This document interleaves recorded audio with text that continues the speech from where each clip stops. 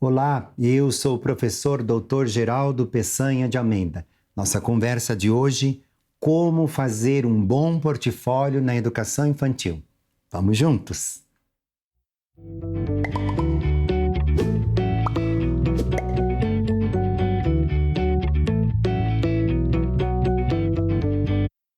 Portfólio na educação infantil tem sido a discussão do momento. É um importante instrumento de avaliação, mas, sobretudo, é um instrumento que legitima verdadeiramente, de forma concreta, o desenvolvimento da criança. Quando eu digo desenvolvimento da criança, estou falando do desenvolvimento cognitivo, do desenvolvimento social, do desenvolvimento motor e do desenvolvimento psicológico da criança.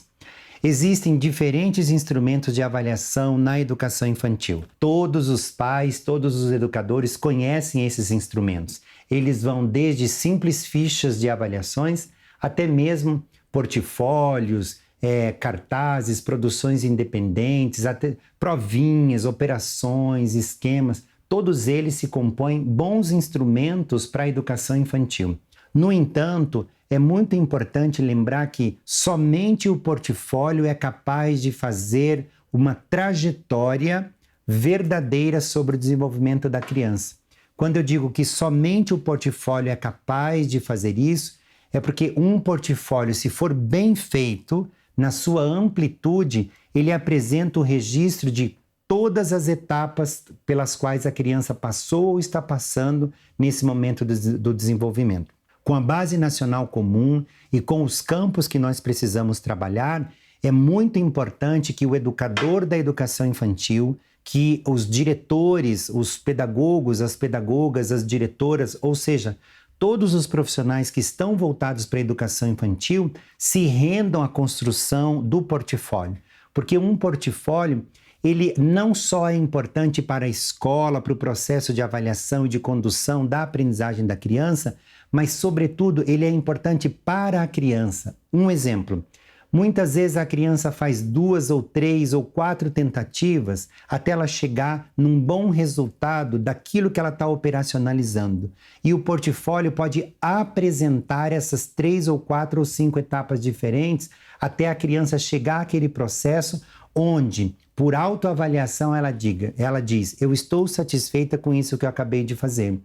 Então, se o professor aplica uma atividade e a criança tem uma primeira tentativa, uma segunda, uma terceira, uma quarta e uma quinta, e ele chega a um processo bem elaborado que ao modo dele é satisfatório, é muito importante que algum tempo depois o professor, junto com o aluno, lá no portfólio, retome essas diferentes etapas. E o que se ganha retomando essas diferentes etapas? Ganha na percepção, ganha-se na compreensão do desenvolvimento. A própria criança vai perceber isso. Então imagine você, a criança, observando, eu realmente estava com dificuldade aqui, eu não conseguia fazer aquele traçado ali, eu não acertava essa operação naquele momento, mas em algum momento eu consegui.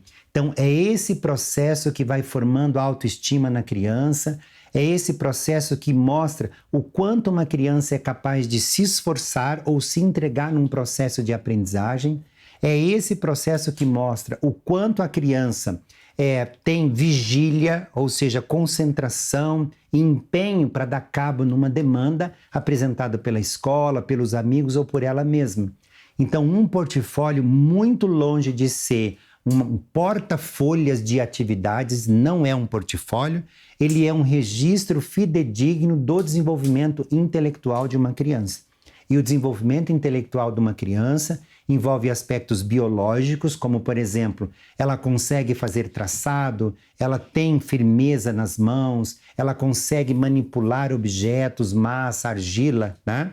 Além desse desenvolvimento biológico, nós temos o desenvolvimento cognitivo, pensando em cognição e conteúdos escolares. Além desse desenvolvimento, o portfólio também pode apresentar características da evolução social da criança. O quanto ela é capaz de interagir, o quanto ela é capaz de socializar, o quanto ela respeita ou não respeita regras socialmente determinadas. E, por último, o desenvolvimento emocional. Como que a criança se posiciona diante do mundo e como o mundo se apresenta para a criança. Então, com isso, eu estou deixando claro que um bom portfólio de educação infantil, ele apresenta o percurso, seja do que for, o percurso que a criança leva para desenvolver uma atividade. Então, não monte um portfólio só com a melhor atividade que a criança desenvolve. Isso não é um portfólio. Isso não é um registro do desenvolvimento da criança. Isso é álbum de figurinhas. Pense nisso.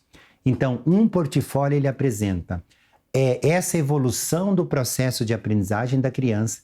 Ele apresenta características das 4 dimensões de formação e de desenvolvimento da criança, que é aspecto biopsicossocial e cognitivo. Ele apresenta trabalhos elaborados, finalizados. Ele apresenta um reconhecimento da criança, ou seja, a autoavaliação da criança e a avaliação diagnóstica de um professor devem estar presentes também no portfólio. O que isso quer dizer? Como a criança se posiciona diante de tudo que ela está fazendo. Então, sim, no portfólio nós temos fichas de avaliações de diferentes dimensões. Portanto, além das atividades que eu vou colocar seguidamente, cronologicamente, como acontece lá no dia a dia da sala de aula, eu também vou colocar fichas que vão me dar uma espécie de anamnese sobre o desenvolvimento da criança. E pequenas avaliações, por exemplo, tentativa espontânea de escrita, tentativa de registro da criança de palavras, tentativa de construção de esquemas. Vamos imaginar que a criança teve uma aula sobre o ciclo da água, que a água aquece pelo calor do sol e que a água evapora e que as nuvens se enchem com aquelas pequenas gotinhas e que isso tudo fica muito pesado e cai sobre a terra. Depois de uma aula sobre esse desenvolvimento que está na natureza, a criança pode tentar fazer um registro. E esse registro pode ser pictórico, ou seja, pode ser um desenho.